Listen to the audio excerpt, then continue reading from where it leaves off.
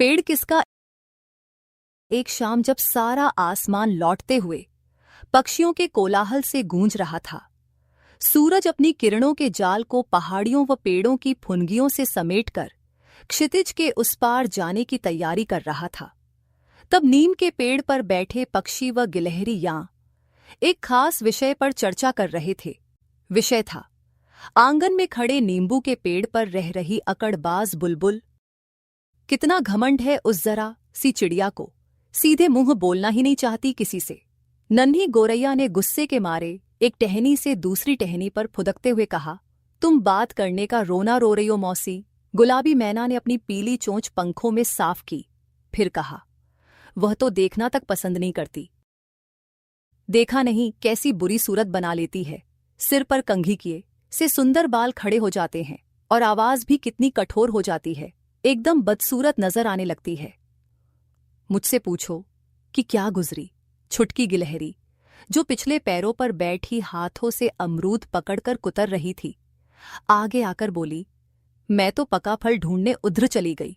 इतने में तो वह उतनी जोर से चीखती हुई घबराकर डाली से नीचे गिर पड़ी। मेरे पैरों में अब भी दर्द है। सब बड़ा चढ़ाकर अपनी व्यथा सुना रहे थे। कालू कौआ, जो अब तक सबकी बातें सुन रहा था, भारी आवाज में बोला, ये मीठा बोलने वाली चिड़ियां तो होती ही है स्वार्थी और धोखेबाज। कोयल को ही देखो, दुनिया ने उसकी मीठी तान तो सुनी है, पर कौन जानता है कि वह कितनी चालाकी से अपने अंडे की देखभाल हमसे करवाती है। हम असलियत जाने इससे पहले उसके बच्चे चिढ़ाते हुए से उड़ जाते हैं। मुझे ऐसे पक्षियों से सख्त नफरत है। मेरा वश चलता तो पास नहीं फटकने देता उस बदतमीज बुलबुल को। लेकिन अब क्या किया जा सकता है, उसने घोंसला बना ही लिया है। शायद बच्चे भी हैं। पांडुक को लड़ाई झगड़े की बात से जरा डर लगता है। तो क्या हुआ? कालू सख्ती से बोला, जब वह हमारे पेड़ पर रहकर हमें आंखें दिखा सकती है तो हम उसे खदेड़ नहीं सकते क्या? कालू दादा ठीक कह रहे हैं, गुलाबी ने समर्थन किया। बुलबुल तो बाघों में रहने वाली चिड़िया है, हमारे घरेलू पेड़ों पर उसका क्या हक है? फिर रहे तो रहे पर अकड़ भी दिखाए। अजी रहे भी क्यों? छुटकी ने बात पर जोर देकर कहा। वह अपनी चोट और अपमान के लिए बुलबुल को माफ नहीं कर पा रही थी। ठीक है, बुलबुल को सबक सिखाना जरूरी है, सबने समर्थन किया। जिस समय वह प्रस्ताव पास हो रहा था, बुलबुल अपने घोंसले में बच्चों को दाना चुगा रही थी।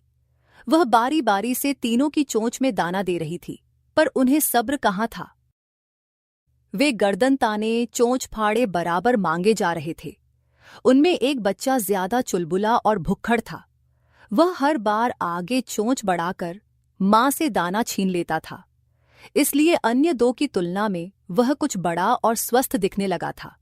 यही नहीं, वह चुपचाप घोंसले से निकलकर बाहर उड़ने के मंसूबे भी बनाने लगा था। घोंसला उसे छोटा व उबाऊ लगने लगा था।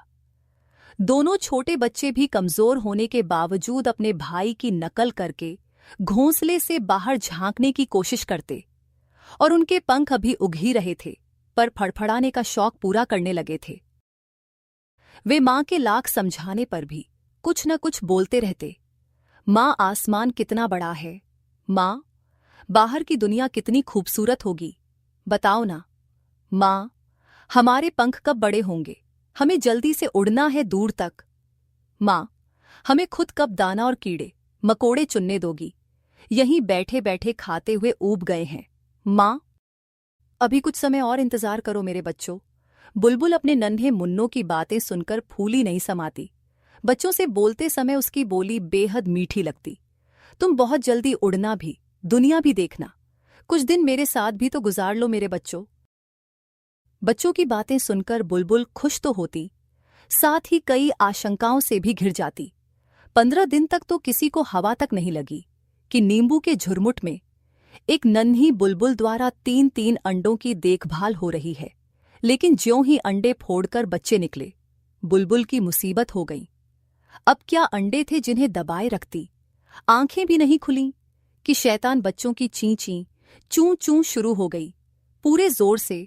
और हुआ वही जिसका डर था। कितने ही पक्षी नींबू के पेड़ के आसपास चक्कर काटने लगे, किसी न किसी बहाने बातें करने लगे। क्या कर रही हो बहन? नन्ही गोरैया आ जाती। क्या तुम्हारे यहाँ मेहमान आए हुए हैं? बड़ा शोर मचा रहता है। बगीचे में तो फूलों के आसपास रहती होंगी, हमारा ये कांटेदार पेड़ कैसे भाग गया? बुलबुल रानी गुलाबी आंखें नचाकर कहती, तुम बहुत सुरीला गाती हो, हमें भी एक दो गीत सुना दो ना। छुटकी गिलहरी पूंछ को हिलाती हुई कहती, पर सबसे ज्यादा वह कालू कौवे से डरती, जो कांव कांव करता, जब तब मंडराता रहता।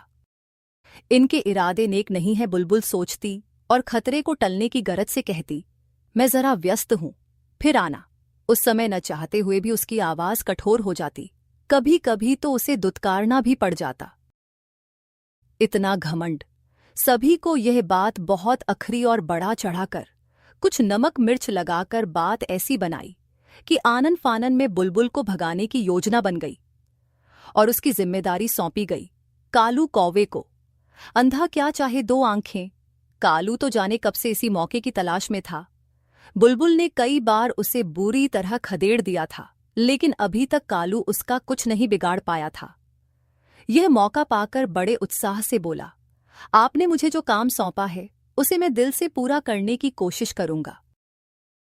और दूसरे दिन सुबह जब सूरज की किरणें पत्तों पर थिरकने लगीं, जेल से छूटे कैदियों की तरह चहकते हुए पक्षी भोजन की तलाश में उड़ गए। पेड़ों पर गिलहरियों की किटकिट शुरू हो गई थी, मानो छैनी हथौड़ा लेकर कोई पत्थर तराश रहा हो।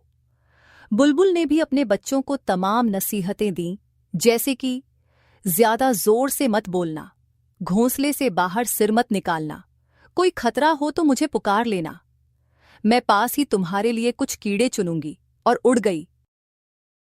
कालू ने मौका देखा और चुपके से घोंसले तक पहुंच गया। हालांकि घनी टहनियों और पत्तों से उसे खासी दिक्कत हुई, पर घोंसले में जो नरम नरम बच्चे देखे तो मुंह में पानी आ गया। उसके मुंह से बरबस ही निकल पड़ा, वाह क्या बात है, कौन है? तीनों बच्चे चौंके। कालू को लगा जैसे उसकी चोरी पकड़ी गई हो। वह 2 कदम पीछे हट गया। अरे क्या डर लग रहा है? बड़ा बच्चा गर्दन उठाकर सीने को फुलाने का प्रयास करता हुआ बोला, यहां डर की कोई बात नहीं है, अभी हमारी मां भी नहीं है, क्या हमसे दोस्ती करोगे? बीच वाला बच्चा आगे आकर बोला। दोस्ती? कालू चौंका।